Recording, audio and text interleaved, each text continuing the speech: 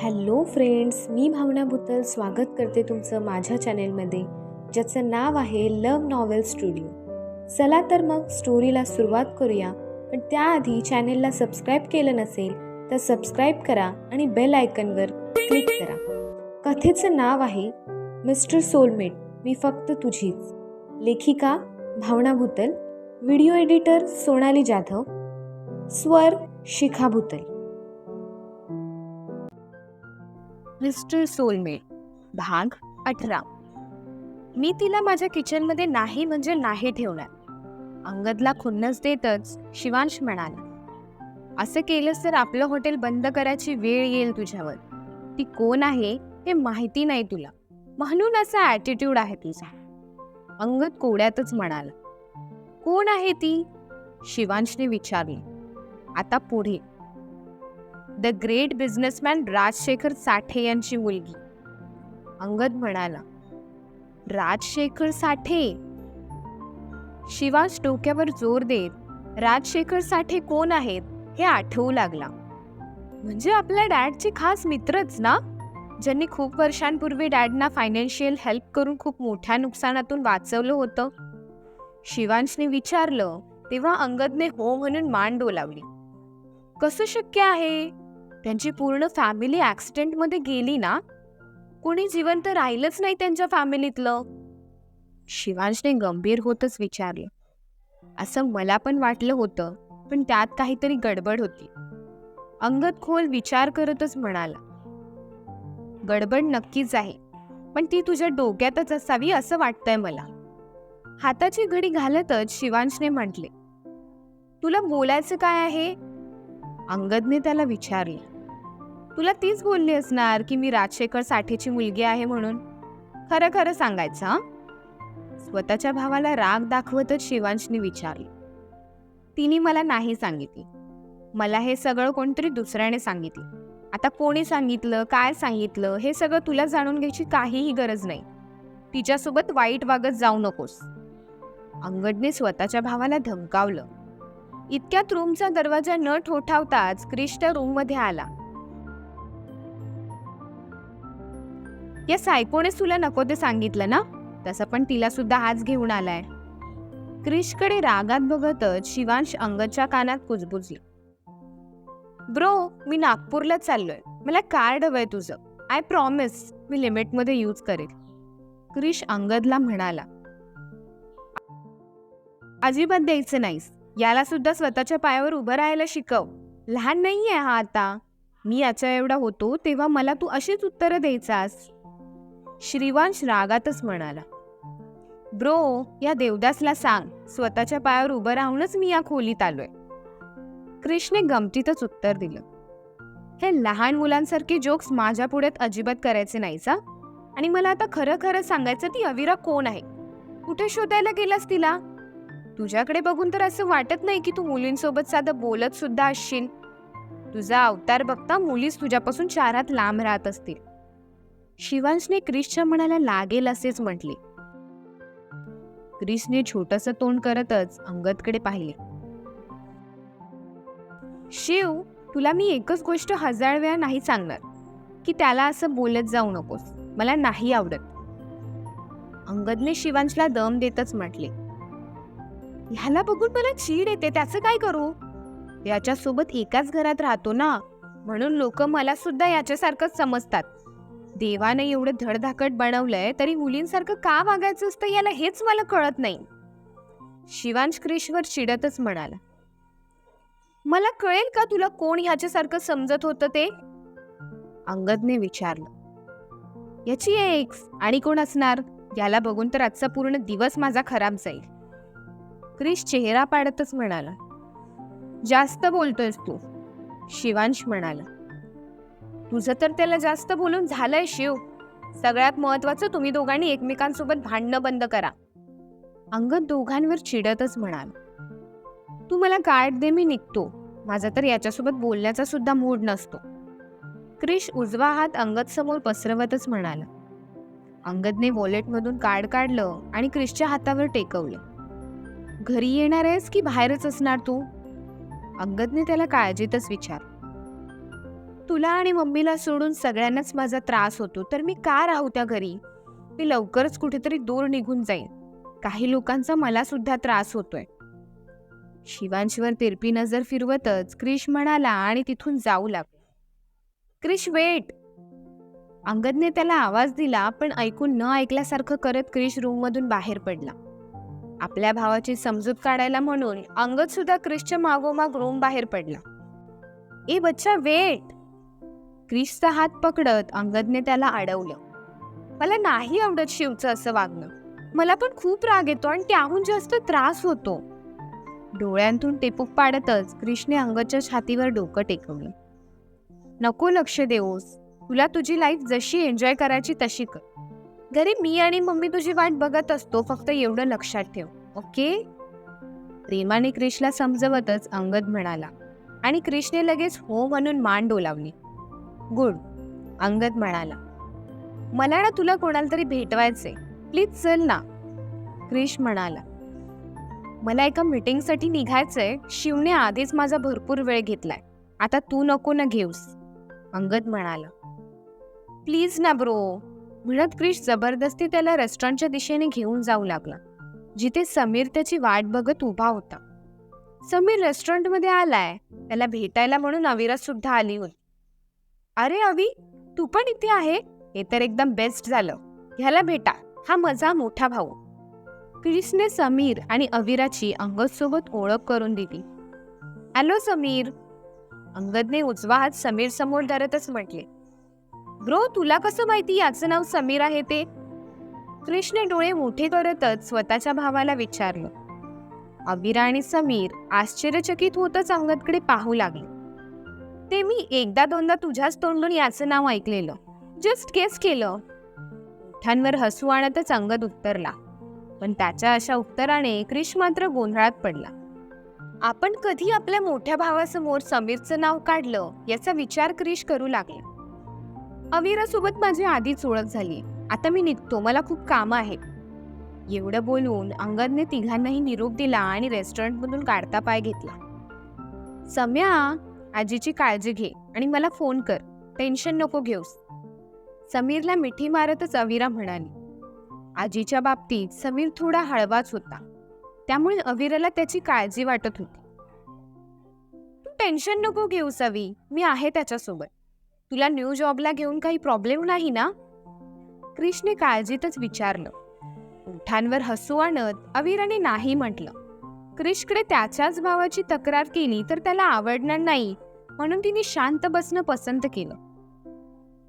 तुला काही प्रॉब्लेम वाटला ना तर मला कॉल कर, क्रिश म्हणाला.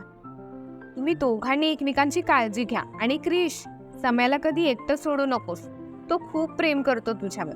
तुम्ही दोघे एकत्र खूप छान वाटता, पण सम्यापेक्षा तो थोडा जास्तच क्यूट वाटतो मला, क्रिशचे गाल उडतच अविरा म्हणाली. क्रिशने लाजतच समीरकडे पाहिले. समीर तोंड छोटंसं करतच अविराकडे बघत होता, पण नंतर त्याला काहीतरी आठवलं तसं त्याचा चेहरा थोडा गंभीर झाला. अगं अवे, ते तुझ्या डिवोर्सचं काय झालं? तू नंतर काय बोललीसच नाही बे, समीरने विचारलं. देवांशला भेटलेले मी, थोडे चेंजेस त्यांना पेपर्समध्ये करायला सांगितले, ते करून मिळाले की मी लगेचच साईन करेन, अविरा उत्तरली.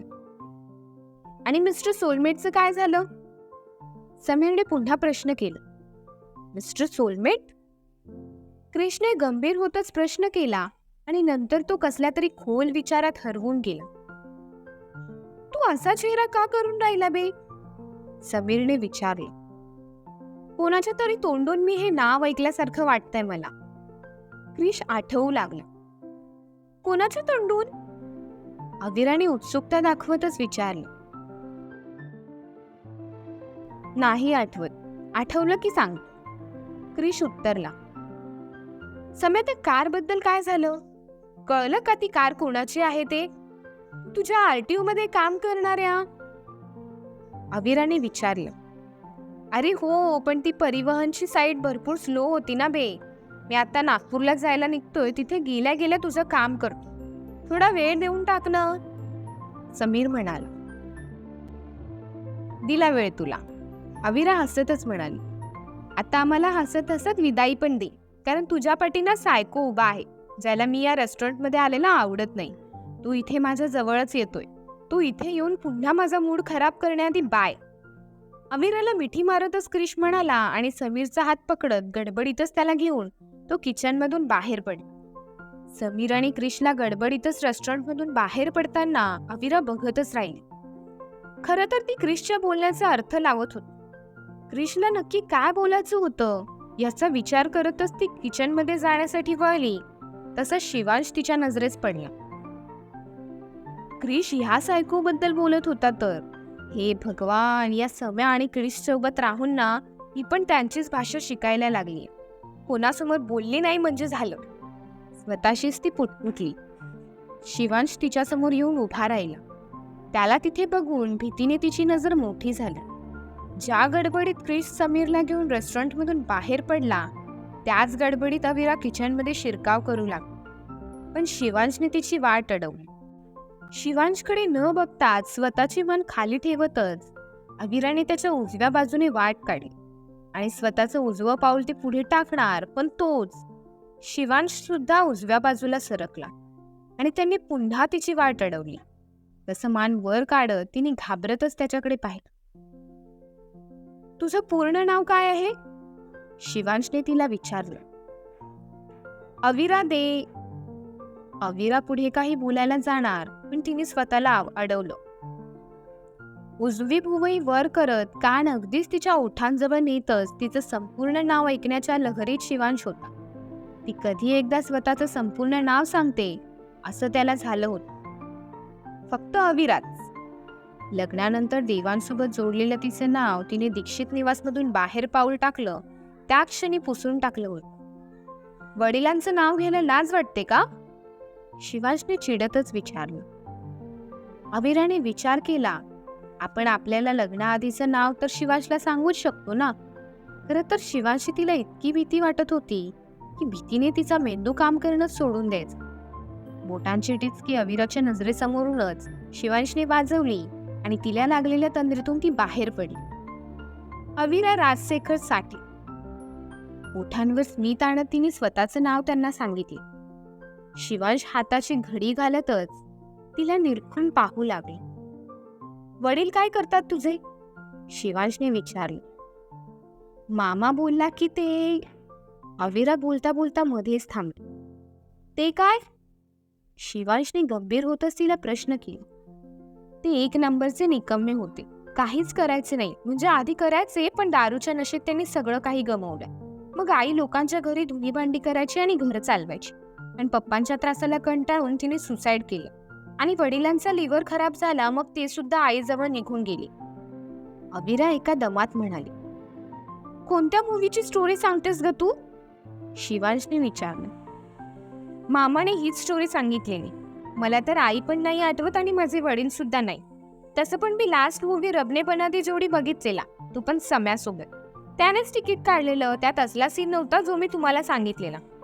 घरात टीव्ही होता, पण त्याचा रिमोट पिंटूकडे असायचा, जो दिवसभर मॅच बघायचा. नंतर ज्या घरी मी राहिली तिथे तर टीव्हीचा रिमोट हातात घेण्यास सक्त मनाई होती. अविरा मनमोकळेपणाने शिवांश सोबत बोलत होती. तिचं बोलणं ऐकून शिवांशला थोडंसं हसू आलं, पण त्याने स्वतःवर नियंत्रण मिळवलं. रबने बना दी जोडी तर मी सुद्धा बघितला, पण त्यानंतर तू कोणताच मूवी नाही बघितला? शिवांशने विचारले.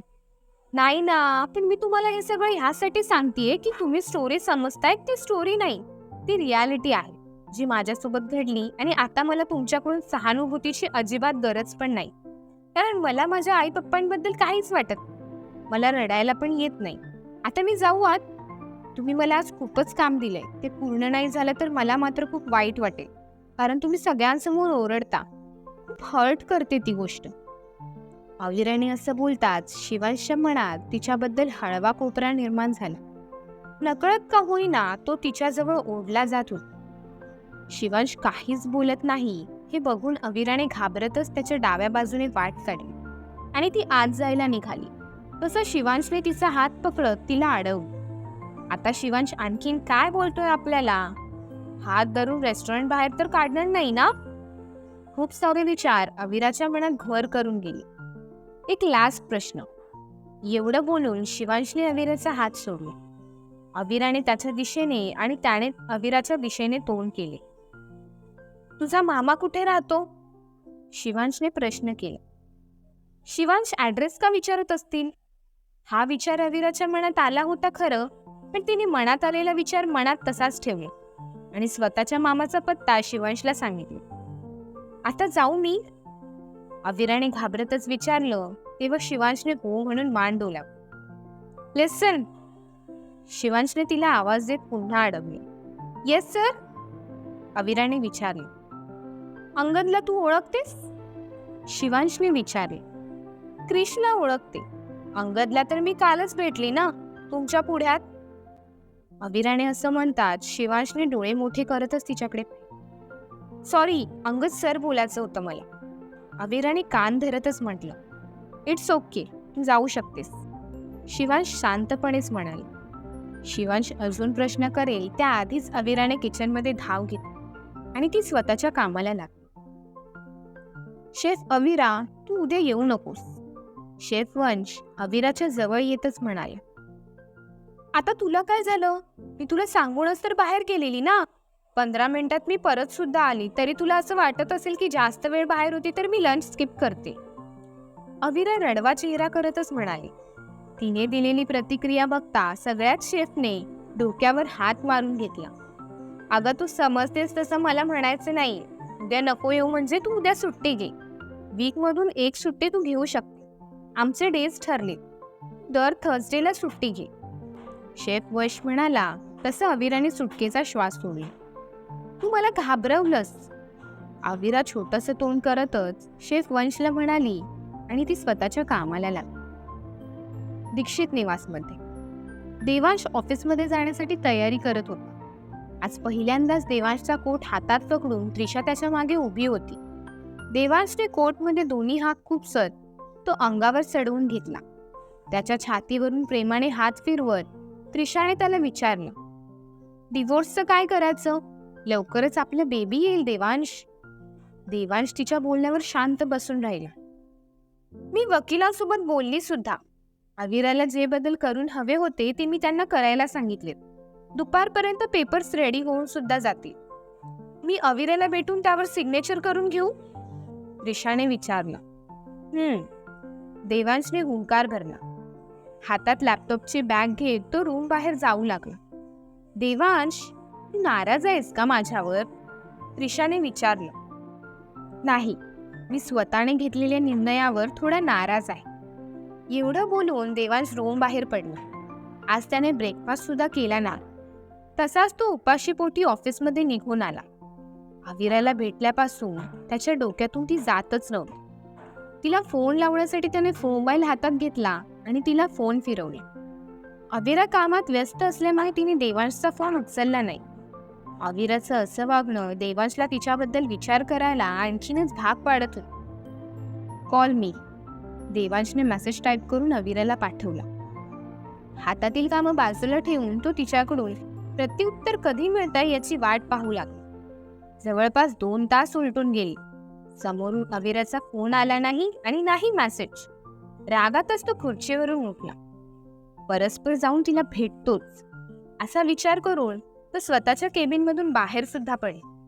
पण अविरा सध्या कुठे आहे याबद्दल त्याला काहीच कल्पना नव्हती. हे जेव्हा त्याच्या लक्षात आलं तेव्हा नाराज होत तो पुन्हा स्वतःच्या केबिनमध्ये येऊन बसला. तासाभराने त्रिशाचा फोन त्याला आला. तिचा फोन उचलावासाच त्याला वाटत नव्हतं, पण तरीही त्याने उचलला. पेपर्स रेडी झाले डिवोर्सचे, ते घेऊन मी अविराला भेटायला जाते. त्रिशा म्हणाली.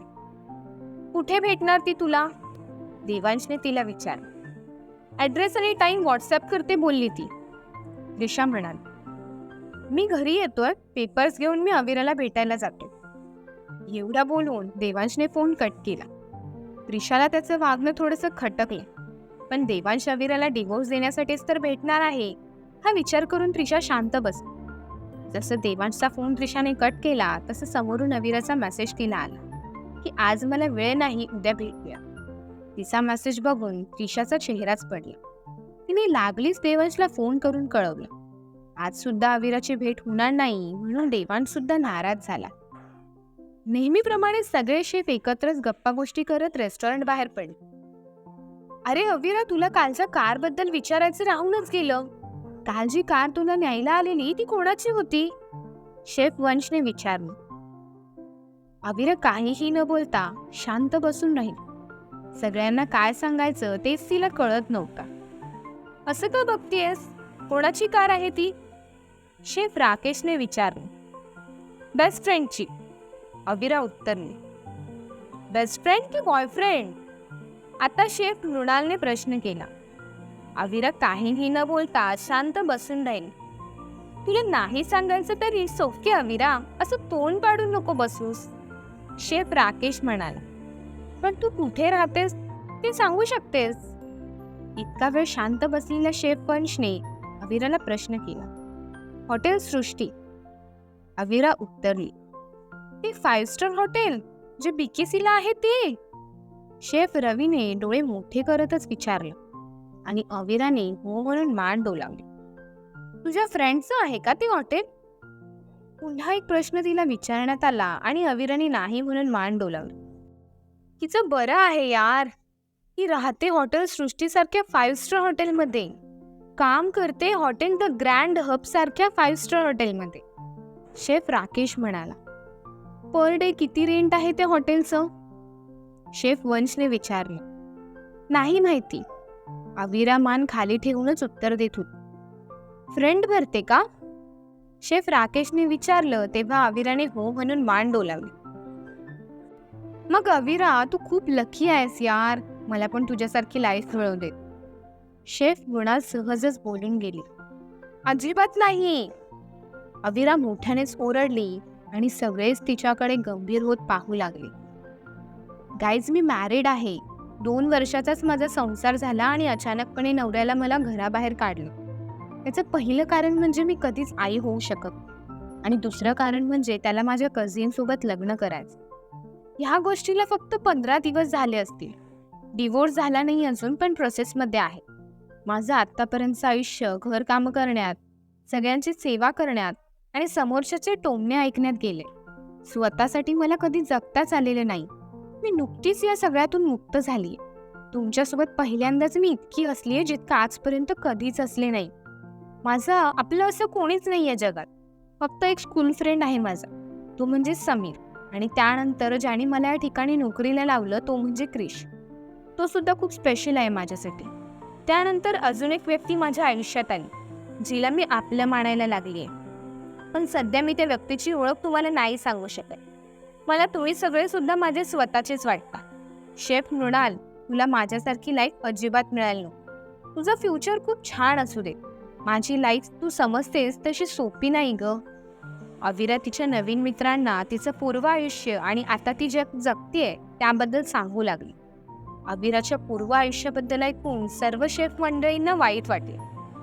तुला कधीही कोणत्याही गोष्टीची गरज लागली तर तू आम्हाला हक्काने सांग, शेफ रवी म्हणाला आणि अविराने हो म्हणून मान डोलावली.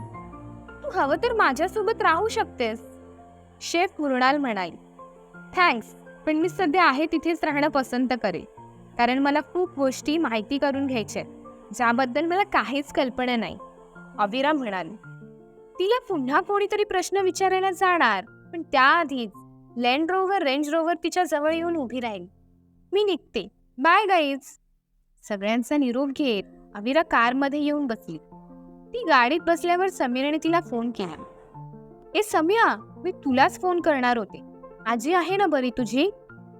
अविराने काळजीत विचारले. ती म्हातारी आहे ग बरी, उगाच मला इथून तिथे तिथून इथे नाचवून राहिली. तिचं सोड तू. मी तुला यासाठी फोन केलाय की मला त्या कारबद्दल कळलंय, ज्याच्या नंबर प्लेटवरून तू मला कारचा ॲड्रेस शोधायला सांगितलेलास. समीरने असं म्हणताच अविराच्या हृदयाची धडधड वाढली.